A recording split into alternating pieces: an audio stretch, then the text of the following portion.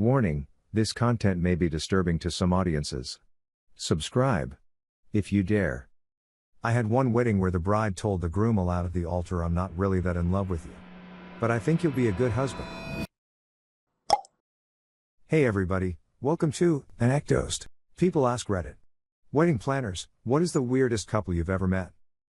Number 1. I worked at a tux place. I was measuring a groom and his best man. The whole time the best man was saying awful things about the bride. Finally the groom said something along the lines of, "Oh well, that's what divorce is for." Number 2. I'm not a wedding planner, but I manage events at the facilities I currently work at, and we had a wedding where the groom wore a 3-piece tux, all white, with banana yellow Converse and a banana yellow bow tie. His groomsmen wore all black with banana yellow Converse and ties. Throughout the wedding service the groomsmen would hold up emoji signs reacting to things that were happening, each holding up puke emojis when they kissed. When it came time to get the rings, the best man acted like he had lost it when suddenly a man in the audience stood up and threw a frisbee with a ring taped to it to the groom. They were all avid frisbee golfers. The frisbee was also their guest book signed by everyone who came. The thing that saddened me is it seemed the bride really did not want to be marrying the groom. One of her bridesmaids came to me before the wedding asking for any snacks for the bride because she felt like she was going to throw up from crying so much. I hope the best for them in the future, but it was all a little hard to watch. I think she was 18, he was 24, the theory in my head is that she was pregnant. But I too had a hard time wrapping my mind around that one. Her father was the one that married them too. Number 3. I had one girl who wanted the guests to pay for the expenses. She needed $900 per person. I don't think she got a single yes to her invitations. She asked me to lower my costs. At that point I kindly asked her to get another person to help her. I don't know what happened after that. Maybe she canceled the thing. Number 4. I've had a few weird couples for sure. The one that comes to mind first is one that is getting married later this year. The bride and groom are around 19 to 20 and they act like children. Like the bride literally will only talk in a baby voice to her parents who hover over everything. They also pick to go with Spider-Man and Beauty and the Beast as their theme. Yes, they want both to be depicted and not in a fun adult interpretation of it, but in like wanting to use party supplies that you would use for a kid's birthday. My venue also rents out a fog machine that can be used for the first dance. We had this one groom that was obsessed with ninjas and wanted to try to hide in the fog and jump out and do crazy karate moves and such. It was weird. Those are the only ones that stand out to me, but I've definitely dealt with a lot of weirdos. Number 5. I had one wedding where the bride told the groom aloud at the altar, "I'm not really that in love with you, but I think you'll be a good husband." The look on his face. He tried to laugh it off and told her to hush, but he was tearing up as they walked away. Number 6. Ooh, I've had some good ones. I had the groom who wanted the minister to do the speak now or forever hold your peace thing, at which point the groom would reveal the gun holstered on his belt by lifting up his suit jacket. I nixed that immediately.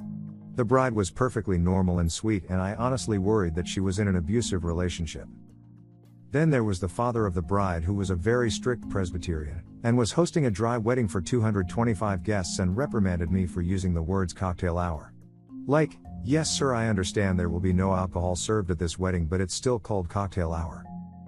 He also wanted 225 prime ribs served in 20 minutes, which was impossible with the size of our kitchen.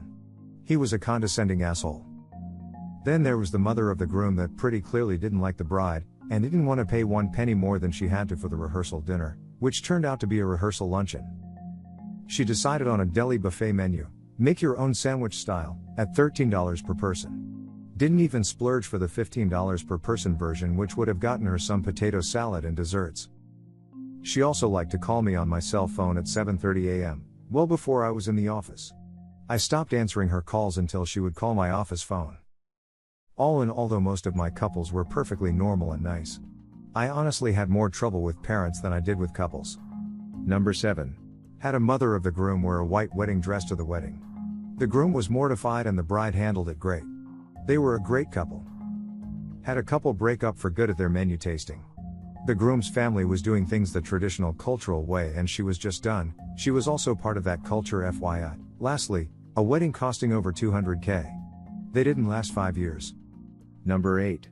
I met this couple who was so obsessed with the movie Back to the Future. They rented the original DeLorean from the film and the groom entered the ceremony inside the car.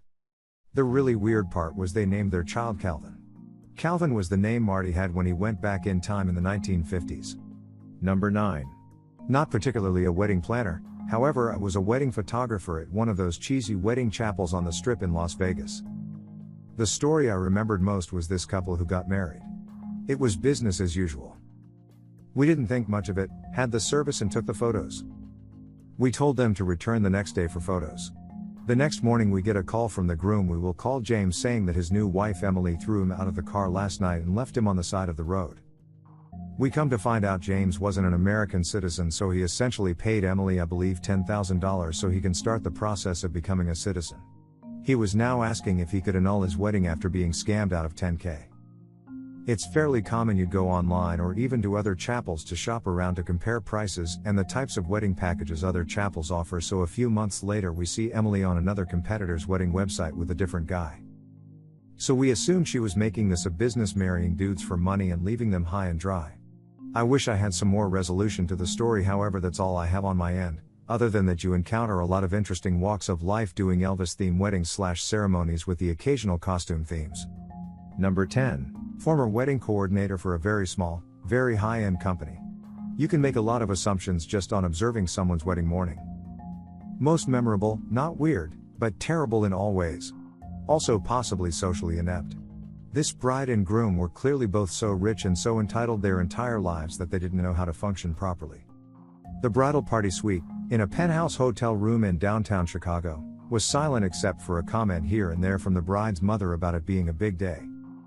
The bride complained about everything, the mimosa being strong, the water being room temp, the bagels being bagels instead of fruit, everything.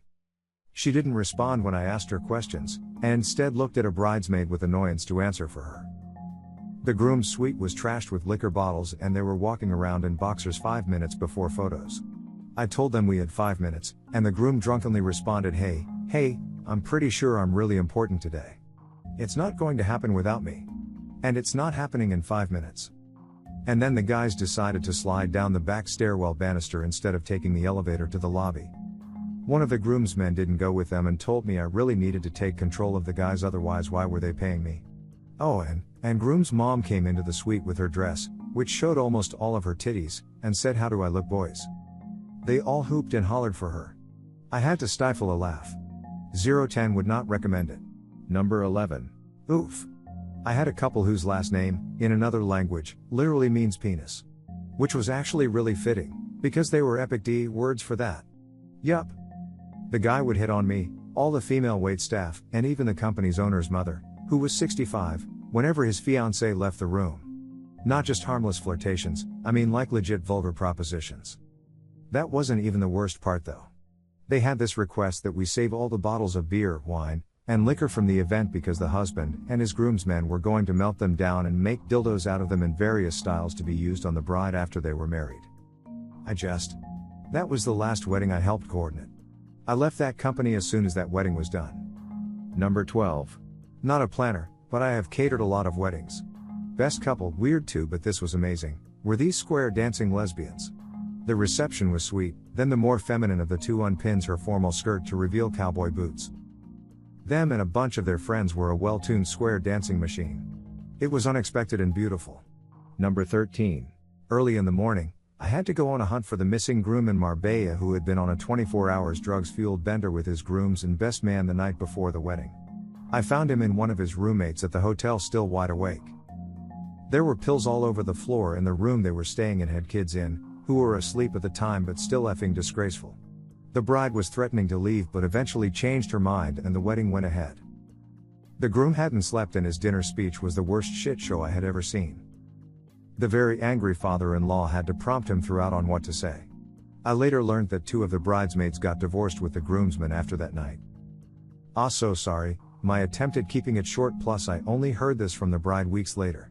2 of the groomsmen were married to 2 of the bridesmaids. The room they ended up in was one of the 2 bridesmaids who took photos of the drugs on the floor and sent them round to everyone, going nuts as she had a 3-year-old and a 6-month-old who could have found and consumed them. The groomsmen shrugged it off, but the 2 couples got divorced within a year of the wedding. Hope that makes sense. Number 14. Had one couple who left cause she thinks my tractor's sexy, her a tiny thing in a pink gingham dress, and he was about 6 feet 1 inch in overalls with no shirt. One couple, very young, who wanted to do the dance they had learned in ballroom class but could only do it to Santana Smooth. One couple, again very young, who had 9 bridesmaids in floor-length hot pink gown with matching elbow-length hot pink gloves and matching hot pink Converse. And they served pink lemonade to drink. One couple who wouldn't let me play any songs but the ones they requested, which were all hardcore rap, and most of their guests were 60-plus-year-old white people. Number 15. I'm a chef for a caterer/event planner, US based. We coordinate everything for the couples, unless they choose not to. We always learn the crazy stuff about the couple directly from the person who has been meeting with them for months and is coordinating the night of. Or we saw it firsthand if it happened at the wedding itself. One couple got married in a gorgeous old venue. No alcohol, very odd, no music, no dancing. The couple had their actual first kiss after the vows. They barely looked at each other the whole night. A waitstaff found the officiant's wife crying on the floor, not knowing if she could keep doing it. She pleaded for a drink, which we didn't have because it was a dry ceremony. Then she disappeared for a while. We think they might have all been in a cult.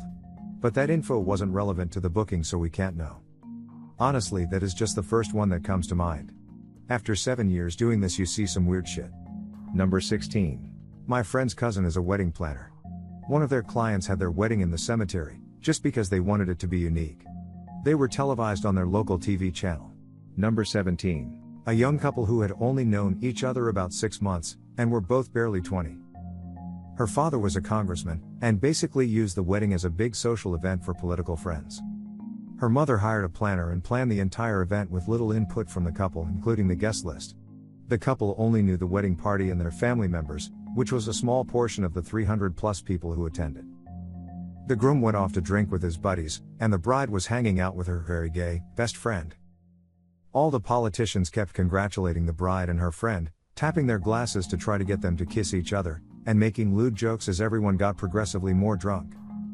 By the end of the night, the groom was passed out in his truck, and the bride and her best friend rode off in the fancy just married car to the applause and waves of the oblivious political crowd. Weird party. And yes, best friend is definitely gay, no funny business. Make sure to share your personal story in the comments below and have the opportunity to be featured in a future video. Also, if you like these topics, don't forget to like, subscribe, and hit the notification button to continue seeing more content like this every day. See you next time.